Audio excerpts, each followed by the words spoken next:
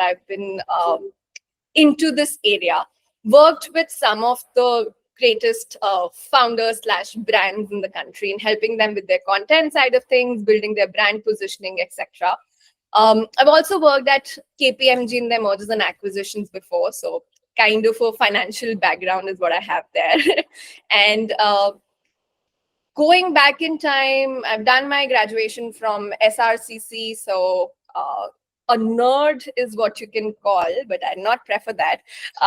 So with all that, the last 1.5 years, I've been very actively working with, from early stage brands to the IPO'd brands in the startup space, helping people leverage LinkedIn.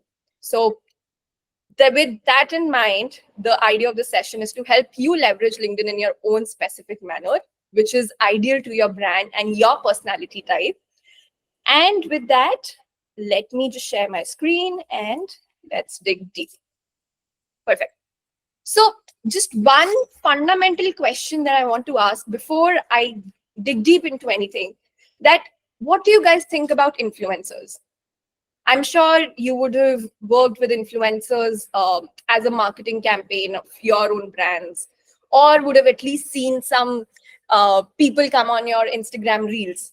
So what is your take on that? If you had to describe the influencing space right now, what kind of words and adjectives would you use? I would say it's like it's a full-time role. It's very cluttered, right? I mean, requires a lot of time, patience, energy. Like there's no, like as you said, there's no one size fits all. It takes I mean, like as a influencer, you really need to find your voice, and I think that takes a lot of time. Absolutely correct. Okay, Ravi says powerful. Okay. I would say what, like, share, subscribe. Fair enough.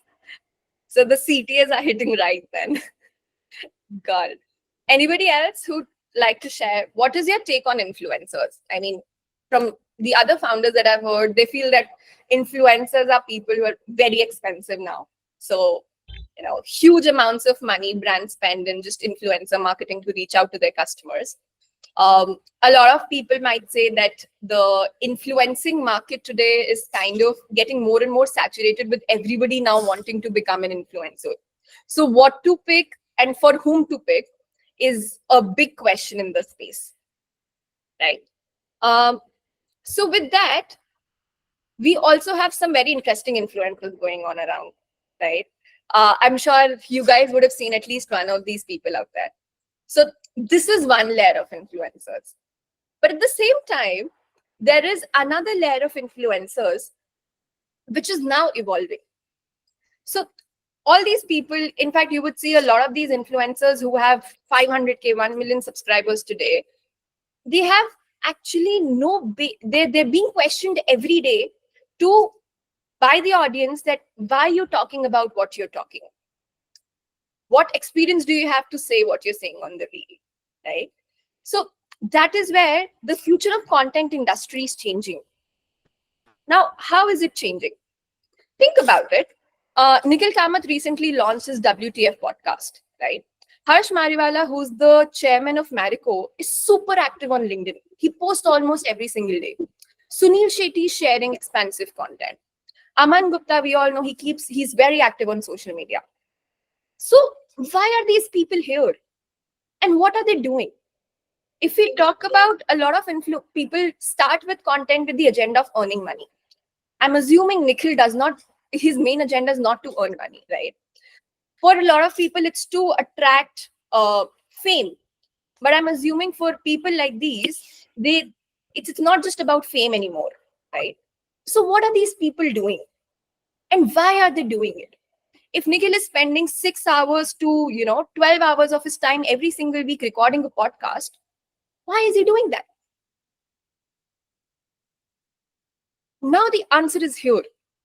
The answer is that when the content industry started, it started with one C, which was just content. So anything that you post will get you likes and impressions and views. Then that got more and more saturated because a lot of people started creating content.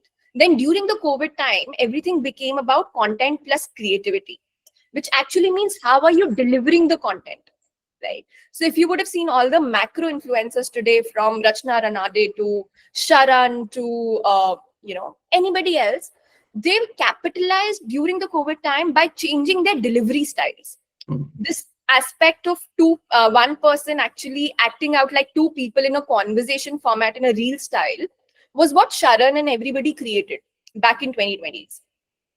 So that's where the game changed. But now everybody started doing that. And that's where, starting last year to the next 3-4 years, the revolution is going to come, that now it will be about content plus creativity and plus credibility. So with entrepreneurs now stepping into the content game, any reader, any individual would definitely want to learn about something from somebody who's been there and done that, right? So for example, if I want to learn about the nitty-gritties of D2C, I'll probably follow Arjun Vaidya over any random person who's not a founder himself. So that's where all of you guys have the power to carve your own niche, because this wave is still new. We still don't have a lot of entrepreneurs sharing content, and everybody's moving towards that. And that is a lot. I come across a lot of founders who always talk about, you know, we can't dedicate as much time. We can't do so much editing. We can't do so much engagement. But the point is that you don't need all that, because what you've done in real life is actually good enough to substantiate whatever you're talking about in your real life. So that is a superpower and a USP you already have. And that is what needs to be capitalized on in a very structured and processed manner, right? Now, if we talk about platforms, right? These are the 4 major platforms that we use for content right now. And each platform solves a particular purpose. Whenever you open Instagram, or whenever, I wouldn't say you because you're founders, but when I say you, I mean the general audience in this scenario. So whenever a random person opens Instagram, it's because they're getting bored. They need some kind of entertainment. They want to scroll. They want to, just pass their time. So that is why you would have seen any kind of memes, any funny videos, any emotional driven videos is what works on Instagram. Because that is what the reader and the viewer is looking for. All of us open YouTube when we have a particular agenda in mind. That, okay, I want to learn about stocks. I want to learn about some new fashion trends. I want to learn about, the startup space, for example. But you have a very particular search in your mind already. So YouTube is very agenda driven. And Twitter, all of us open when we want to either consume what is latest happening in the market or want to see what are the controversies floating around. Right? So it's more like a dopamine hit. But LinkedIn, we open during our work hours, and with the mindset is always to network and do something for your business. That is when we open LinkedIn. It has a very subconscious or conscious business mindset associated with it. And that is where we need to capitalize on. So why did I do all of this analysis for you all? Because something that works on Instagram will not work on LinkedIn, because the mindset of the viewer is extremely different. And that is where you would have seen a lot of people have started sharing their Instagram videos on LinkedIn. But I've actually seen you can actually go and check it out. Ritesh Agarwal shares a lot of his Instagram reels on LinkedIn. But the performance of the same content on Instagram is 3x more than LinkedIn. Why? Because the intent of consuming the content is very different. So that is why even if you have the same thing, even if you want to talk about the same instant, how you talk about it has to be changed.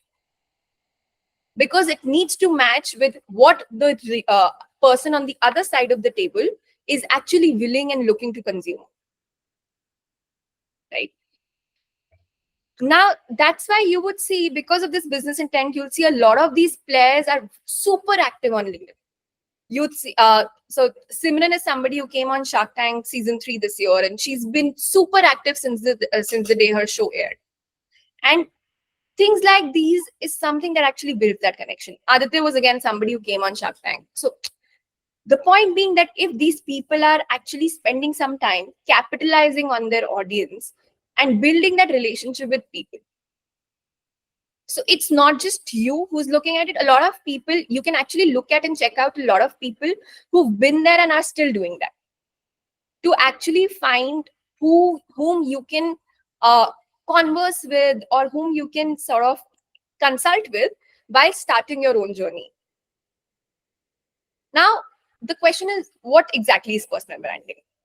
So in the last few months or years, personal branding has kind of become a buzzword. And I can say this because I belong from this industry. So you'd open LinkedIn and you'd see every second other person talking about personal branding. But nobody actually understands what it is exactly and what it is for founders or entrepreneurs. Now, if we go deeper into it, let me just first say, personal branding is absolutely not just going to ChatGPT and asking it to write 5 posts that will give you thought leadership. That's not going to happen.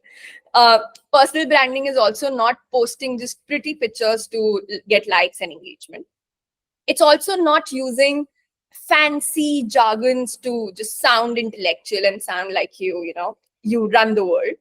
And it's also not about just sharing every single award or every single achievement. And you'd see a lot of people who talk about personal branding actually just end up doing anything or the other from these 4 buckets. So now that the air has been cleared that what is not personal branding, let's talk about what is personal branding. So I'll just break it down for you. Something as simple as it's just a person before a brand. So personal branding is just a person that adds a layer of connection to the brand. That is it. And why is it important? Because now people want to buy from people. Now that every single company that we have today, we already have so much competition around that developing a moat and that connection with the consumer is very difficult.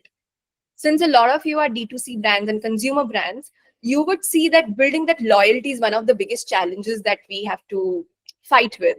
You can provide discounts, you can provide you can take up a lot of acquisition costs, but still building that loyalty would be the biggest problem or challenge. And that is where, when you come into the picture and you talk to your customer directly, it makes them feel valued, it makes them feel heard.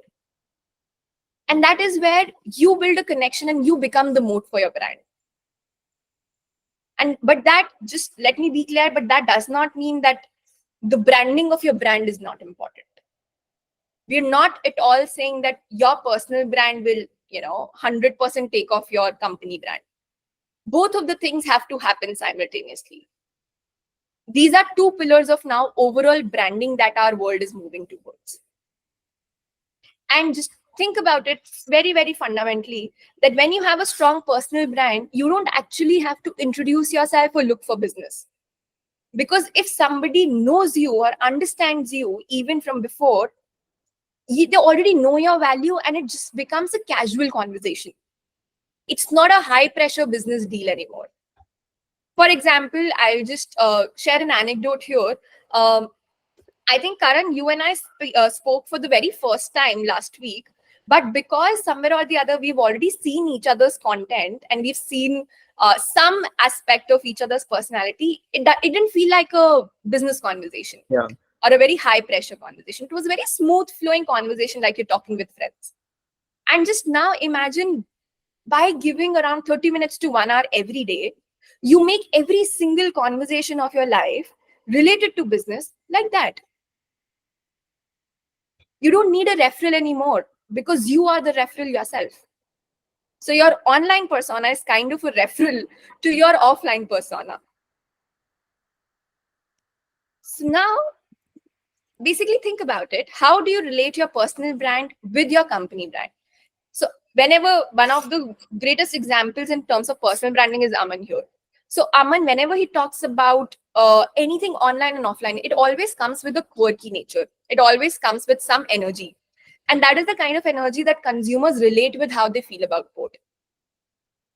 Alak Pandey from Physics Wala, he actually built an entire unicorn just based on content and personal branding. Even today, so you can just actually go and check it out. Even today, that after it became a unicorn and everything, any poster that goes out from the company, irrespective of what course it is, it always has a picture of Alak. Always. Because people trust his face. People might not trust a company or a brand, but they trust a person. Same thing that this is something that all of us can kind of introspect as well. We might not want to know what exactly is happening with SpaceX or Twitter or Tesla, but everybody would want to know what new controversy Elon Musk is up to, right?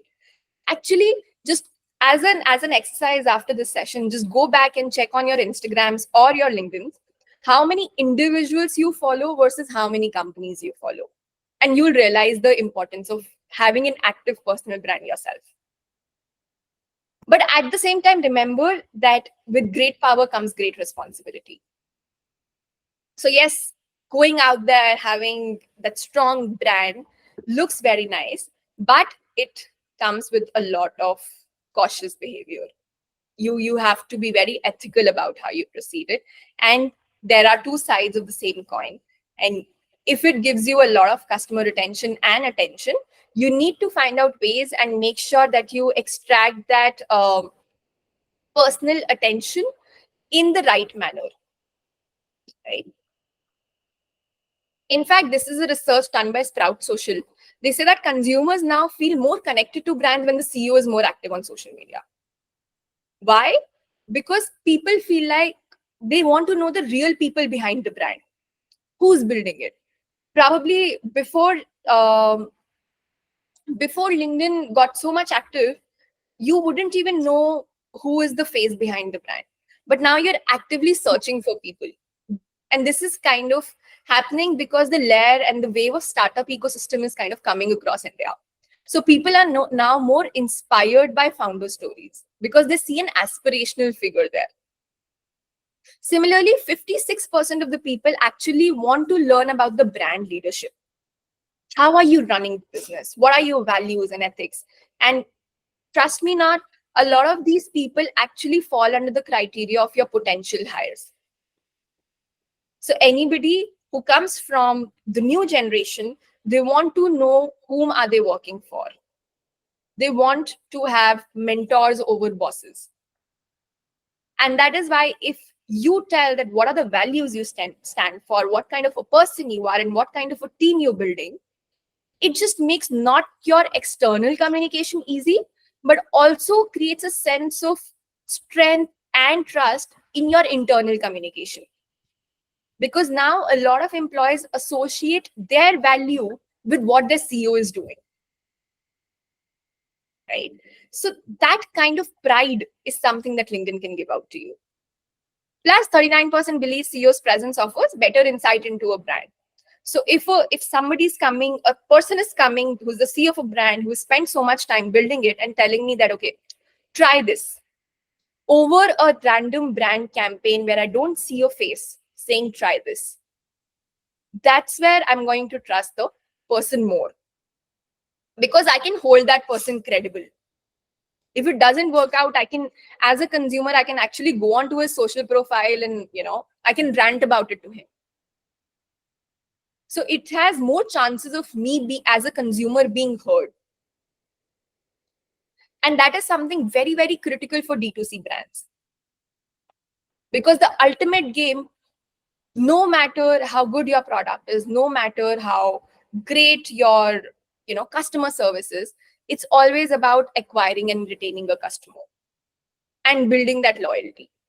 That for instance, if now or in the next 6 months, if my competitor reduces their prices by 5%, my customer should not prioritize that. My customers should still stay with me because I spent so much time in acquiring that. In fact, just to add on this, I was talking to Shashank last week from The Whole Truth, and these guys increased the prices of their chocolates, and Shashank made a Yeah. post about it. and Correct. we've seen a surge in demand of the chocolates post the increase in price, because the founder was authentic and they shared it. I mean, like, this is the reason why we are doing it. So I mean, like, it built more trust and relatability. Absolutely. So, Shashank, for those who might not know, Shashank actually posted a reel on Instagram and also an entire post on LinkedIn, which talked about that because of the rising cocoa prices globally, they have to stop their production of, I think, white chocolate and increase the prices of their dark chocolate. And he received so much support from the consumer community, Yeah. so much support. And that is where you build your loyalty and your community, that when things go down, you have people to support you, jinko you've spent so much time and money acquiring. So that's the power of connecting with your audience. So the point is, I hope until now you guys are convinced about the power and I don't have to speak more. Okay, now the bigger question: how do we start? What do we do? So I told you guys that I come from a nerd background, so I thought of putting in an equation here. इसका screenshot ले लेते हैं हम लोग. To start from day one, which is Monday tomorrow, 15th of April, you all need just 30 minutes for 7 days when you consume, which is the C, and 30 minutes for 7 days when you write, which is the W. Just this. Just be disciplined with this, and that is when you'll see the results coming in. But now think about it. I actually gave you the first lesson in content writing on this slide. If, for example, if I hadn't been there to explain this equation to you, you would have never understood it. In fact, it would have looked so complicated that you would have just scrolled past. So that is where it just kind of proves our hypothesis before, that personal branding is not about using jargons and technical terms. Yes, Adir. So, Ananya, I wanted to ask you that for a lot of people like me, the social media paradox is that you have very few followers. Why you don't post on LinkedIn or Instagram or any other platform is because it's not great to see 1 like or 2 like or 3 likes, and it just sucks. How do we overcome this to even get to a point? I mean, content might not be a problem, but just people liking the posts, and then you're not motivated to do this again and again. You just make 2 posts, 3 posts probably, and then you just say that let it be and let me concentrate my business. How does the founder overcome that? So Adir, give me 7 to 8 minutes, and I have the answer to your question right there in the deck. So I'll come to it in a while. Sure. Okay. Perfect. Adira, I have a faster answer. Tag Ananya. No, that is a good way, but that doesn't work. Trust me, it doesn't. I think every day I open LinkedIn, I have around 20 people randomly tagging me on different posts. And I'm like, bro, why? No, nice. Pun intended. Perfect. So moving ahead. So I'm gonna go deep dive into the most common questions that I receive from founders and what are the answers. So first question is that founders are absolutely blank. Okay, I don't know what to talk about. Yes, I have spent 5 to 10 years building my business. I talk to 10,000 people every day. I crack deals worth crores here and there, but I still don't know what to talk about. So I think the very first step is don't talk. Don't force yourself to talk, but just consume. Consume for 30 minutes for the next 7 days. And what do I mean by consumption? I just mean that read posts from other people who are relevant to your industry and engage with them. So by engage, I mean write comments. Wherever you feel that, the post is something that you relate with, or you have an opinion or a thought on that, just write comments. Now, why will this help? Comments are actually shorter than posts, but they force you to think. Don't do comments like congratulations, nice post, great post. Don't do that. Think for a very valid opinion and share that. So it puts you in the position of thinking about a post but you already have a direction and a context, right? So second, comments are shorter than posts, so you don't have to spend a lot of time and effort. Second, you can generate more comments in a day than posts. So it gives you a very subconscious idea what is working, what is not working, what is the kind of language you want to use, what is the kind of language other people are using. So it helps you do a competitor analysis without actually spending time and allocating 5 team members to prepare Excels. And third, because your comment context is already included in the post, you don't have to decide anything. You just have to share what you felt after writing the post, right? So this also actually helps you get over that first layer of hesitation when sharing your opinions. So a lot of, yes, Karan, you're saying Yeah, something. I was saying, I think it also gives you early product like market fit, right? If you are shy on sharing content, like if you like post a comment and people start engaging with it, you know that this is a type of comment, this is a type of tonality that people are liking and are engaging with, right? So that gives you initial insights as well. Absolutely. And another solve that it does here is, think about it. For example, there's a, let's say, you are talking or you're writing your comment on the post of somebody who comes from the same industry. Now that person has spent years or months of his time in building the audience that he has today. Now when you comment, there is a chance that other people who are liking or commenting on his post will also come across your comment. So you're actually capitalizing on the effort made by the other person for months by just going out there and being there when other people show up to his profile. So it creates so much of an indirect traction to your account.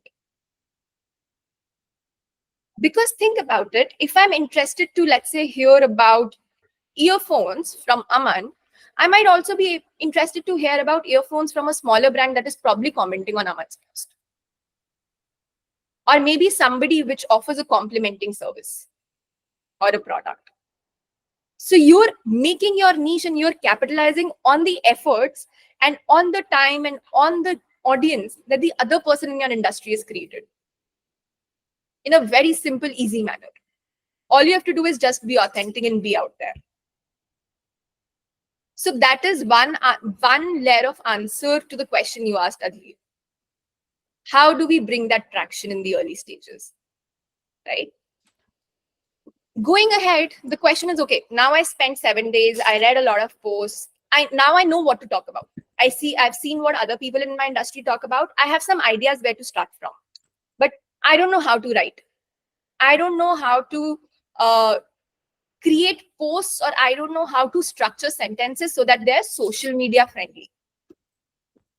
Now, the hack to it is, that's the next step of the formula. Just write something for the next 7 days after your consumption period within 30 minutes. Whatever you can write, even if it's just in your notes app. But just write. Now, this is something that this is like a structure and a framework that I've built over the years. And this is something that might be very easy for you guys to pick up. The first step here is just pick your persona, or it could be one or multiple. What kind of a person you want to be like, or what kind of a personal brand that you want to create. Do you want to come out as somebody who's a super thought leader, very intellectual, very insightful? Is that kind of a persona you want to maintain? Do you want to come out as somebody who's an educator? That, okay, so this might be something more relevant for brands which are category creators. So people working in the climate tech space, green energy space, or bringing new products to the Indian market, they have to educate their audience first. Or are you more like a connector? So anybody who is more into people, a people-driven person. So they're sharing about, okay, how we hanging out with people, learning from other people, going to events, hosting team bonding sessions, etc. So are you the people's person? Or are you a storyteller? Somebody who would share their past learning and everything for today, that, different instances of life, different anecdotes. Are you comfortable with that? And it's not just these four, there could actually be a lot more. But that is a question you have to answer for your own self. What is the kind of personality you want to showcase? And just make sure that this personality should somewhere or the other, A, be authentic, plus also match with the kind of brand that you're building. For example, if you're building a very cool, funky brand for Gen Z, you can't come out as somebody who's very intellectual and, insightful. You have to have some kind of a quirk there.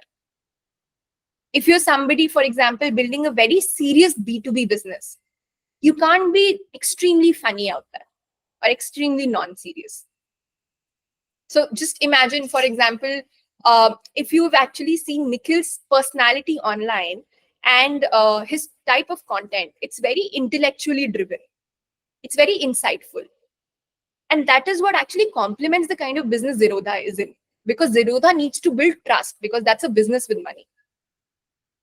But if Nikhil was all out there just, sharing memes, sharing jokes, he might not have been able to build that level of strong community that he's built today. But this is extremely opposite in case of Aman, for example, because both positions itself is a very Gen Z, is a very cool, quirky brand. Now, if Aman on Shark Tank or on online in his Reels or Instagram or LinkedIn, if you go out and you see Aman actually sharing some kind of very serious thoughts every time, you'd not relate him with the brand. So this is a question you need to answer for yourself and your brand, that what is your brand's personality and what is your personality and where do the two coincide? Because the ultimate aim is right now as founders, your ultimate objective, I'm assuming, is to help your brand grow and not become an influencer immediately, right? If that happens, that's a byproduct, of course, but the ultimate agenda is to build the brand. So that is where you need to answer these questions. Now, once this is done, step 2 is divide your content stories into these 3 funnels. So everything that you think about, bifurcate it. And this is how the entire content industry works. Your top funnel is your personal stories. Anything from your personal life, you meeting your first co-founder, you meeting your beliefs about life, your school stories, your college stories, etc. Why? Because these are the stories that everybody relates with. So irrespective of my background, this is something that you would relate with. And when people relate with it, they engage with it. So that is why you would have seen any kind of these personal stories are something that go most popular on LinkedIn, right? So, and that because fundamentally, for example, if today, Tarun, you talk about your college life, even though you and I are very are at very different stages in our journey and in very different industries, I would also relate with it. And if I relate with it, I'd like it. So that is where that's the top funnel, that you're targeting everybody who's there and who's seeing your content. The middle funnel is professional stories. So this actually talks about your leadership styles, your management, your team, your professional story, you winning an award, you going, you meeting people in an event, etc. Why? Because this would narrow down the top funnel to the people who are actually interested or involved in your industry and your space of work. Because somebody who is like, let's say, a 22-year-old student might relate with your college story, but they won't relate with you going to business events. But somebody who is also an entrepreneur will relate here. So it narrows down that funnel. Now, the bottom funnel is when you actually talk about strong industry insights. Industry insights, this is where the real thought leadership happens. That you're talking about the bigger picture. Where do I see this industry growing? What are the growing factors? What is the people around? What are the people around thinking about it? Because that is where it will build that you know about not only your business and yourself, but also about the outside world. So what purpose do each of these buckets fulfill? Personal stories tell people what kind of a person you are, what are your ethics, values, beliefs, etc. Professional stories tell people what kind of a leader you are and what kind of a company you're building. And industry insights tell people how visionary you are. How much in the future can you look? Right? Now, one mistake that I've seen a lot of founders make is they directly go and talk about industry insights. That will not work, because it will come back to the same problem that you already have 100 people on your profile and usme se only 2 connect with your industry.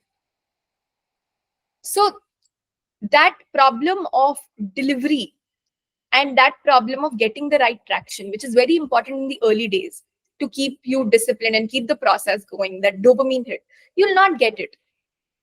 So that is where this top to bottom funnel approach is something that has worked out for most people. And try all of these 3 buckets for 3 months.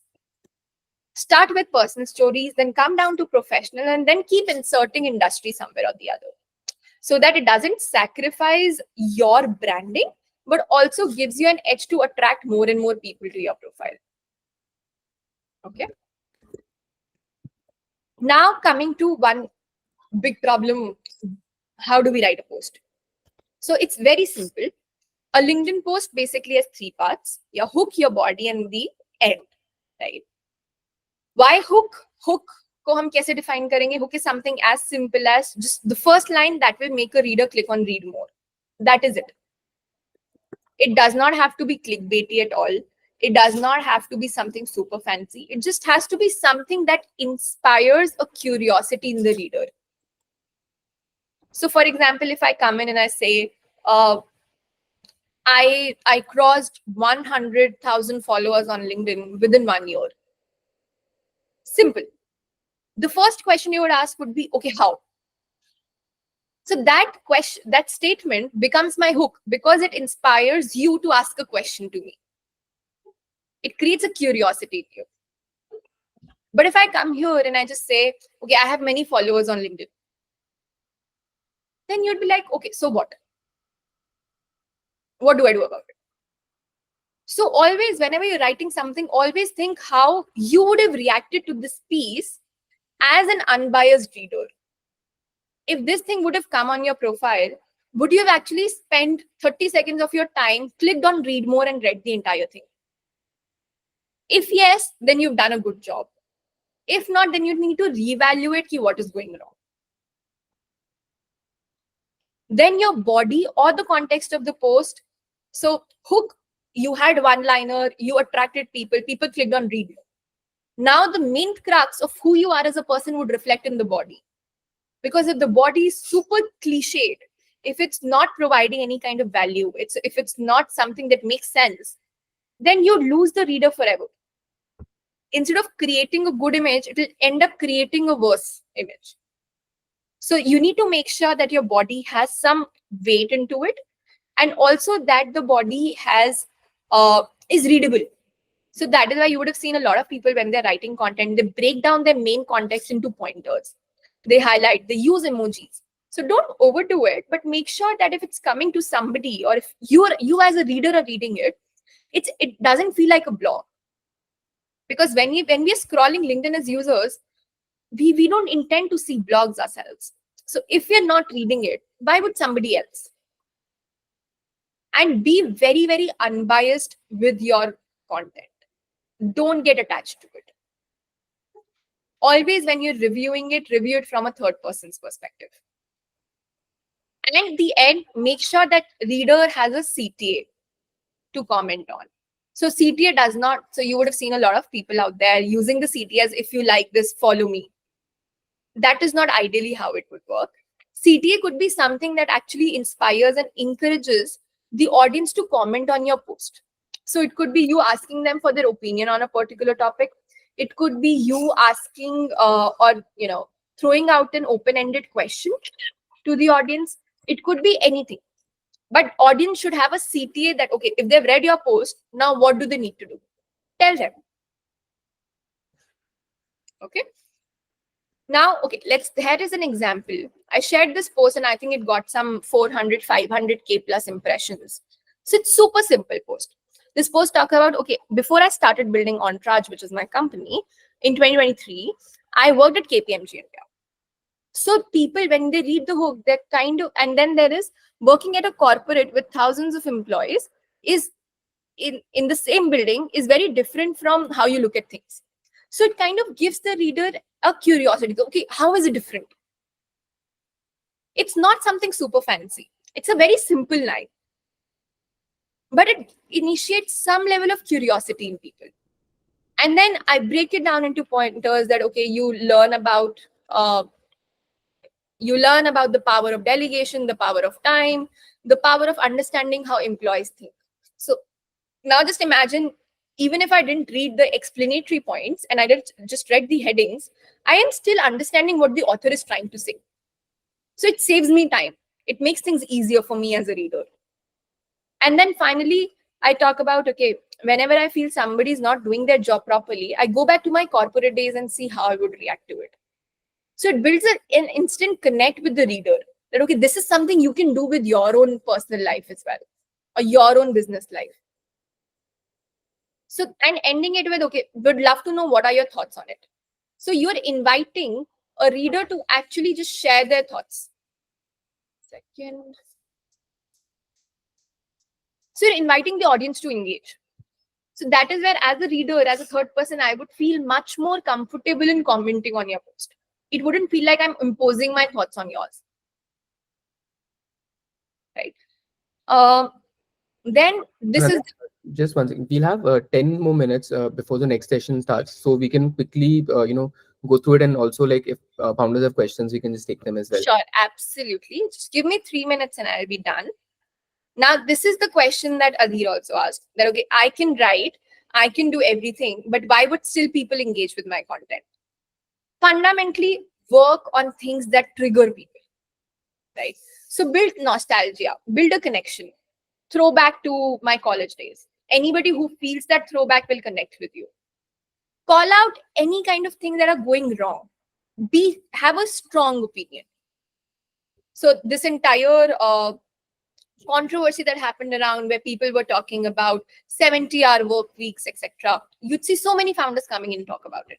But only people who had very strong opinions were ones that were actually able to grab the attention of the user. Give topical news.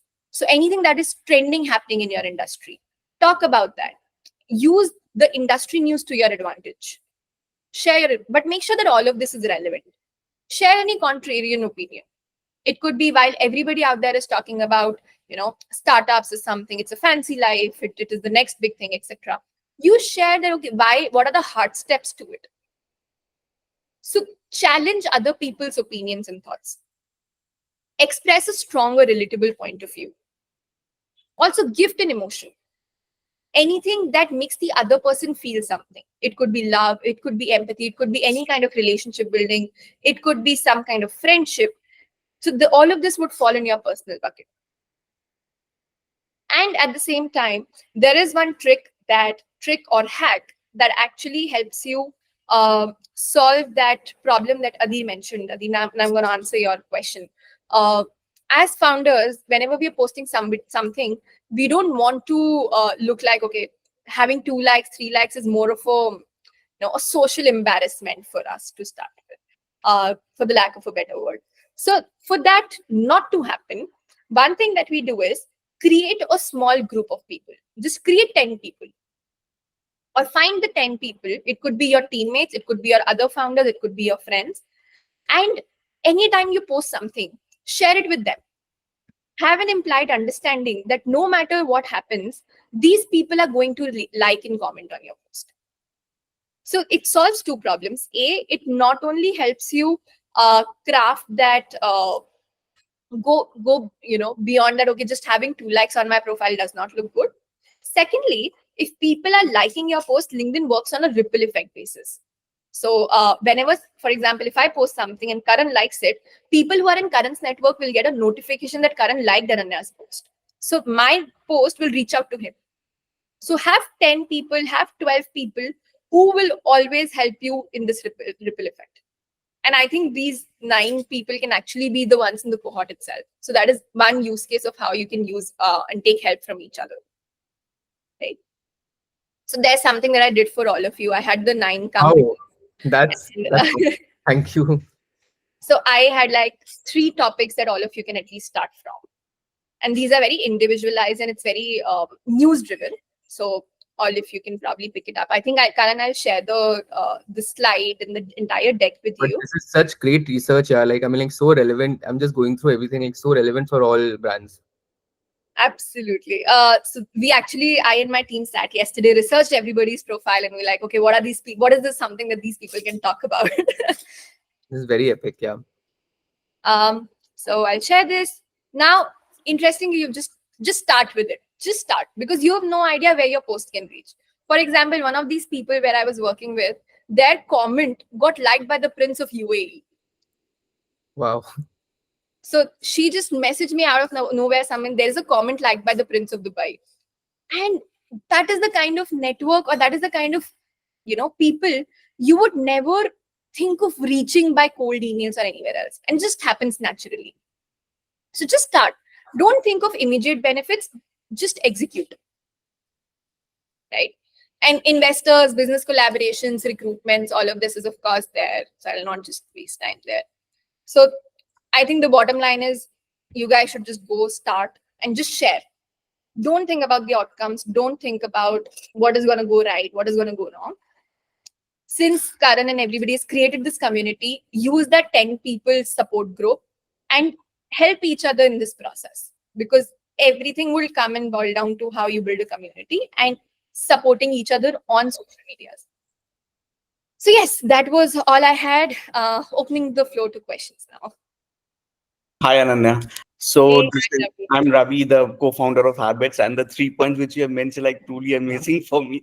I think those are the points we should talk about on LinkedIn, definitely, and we're going to make some posts about it. And my question is, so being a personal brand, posting on my own personal LinkedIn and posting on my company's page on LinkedIn. So how do we bifurcate that? Because something related to habits should be posted on company's LinkedIn also, but sometimes I feel like it should be posted on my page because that's my experience about my company. So how do we bifurcate that post and where to post it and how much to post Oh, it? got it. So I'll just give you an example here. For example, Habits went to attend a D2C event, right? From the company page, you'll post about, hey, Habits was set up a stall at D2C event, and we saw many customers come in. We saw this, we saw that, XYZ, right? From your account, you'll talk about, hi, it was the first time that Habits put up a stall at a D2C event. And as the founder, the team went crazy planning for it. And we spent 3 days constantly without sleeping just to make sure that everybody who comes to the stall has the perfect experience. And while sitting there, the team didn't have anything to drink or eat. All the focus was to just, supply everything properly. Same thing. How Right. you express it is just more different. Yeah. You have just changed the language. I was already hooked on what you were saying. Same. So Amazing. company has to be more about we, where we talk about the grow. Your personal account has to be more about you as a founder and the leadership that you're leading ahead. Okay. Understood. So it has to be more me centric, my opinion centric Your opinion for the we, for the we. for the Sorry. Here are Thank the 3 things we learned from our D2C mixer, our first ever event. Yeah, this is what our team felt interacting with such amazing leaders. So, like, your opinion on the whole event, on the team as a whole.